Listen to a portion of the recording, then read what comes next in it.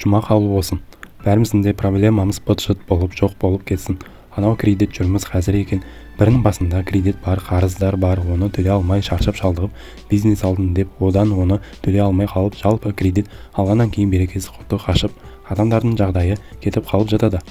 Осы кредитсіз өмір сүруге үйреніп, осы проблемаларды бәрін шешіліп, қарызынан құтыла алмай жүрген адамдардың бәрі банкрот болып, одан бөлек түрлі проблемаларды еңсесіне көтере алмай жүрген адамдар өзінің проблемасын түк емес, ол тек қана жай ғана кедергілер. Оның өзі де дамытуға арналған кедергілер екен. Түсінетіндей мына өмірде кедергілер мүмкіндікті көретіндей бізге Алла нәсіп еткендей, сондай мүмкіндіктерді баршамызға проблемамыз быт-шыт ұшты-күйлі ұшсын. Ойын-сауық кіріп кеткен, мына құмар ойынға кіріп кеткен балаларын, талай ата-аналарын отбасын зардап шегіп жатыр. Жұрттардың досын баласын ерінен ажырасып айырылып жатыр. Осындай нәрселердің бәрі жоқ болсын. Ата-анамыздың дұға тілектерін қабыл болсын. Біздің жүрегіміздегі имандылық болсын.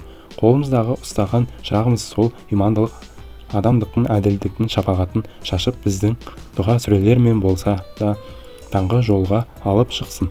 Бәрімізде даңғы жолда кездесіп, имандылықпен жүздесіп, жақсылықтың жанында ізгі істер басында жүрейік, ағайын. Алла баршамыз дұға тілектерін қабыл етсін. Бай болайық, қыдырып ел аралап, саяхаттап, жадырап, күлімдеп, мына елімізде тасыған байлықтың мекеніне айналсын. Алла баршамыз дұға тілектерін қабыл етсін.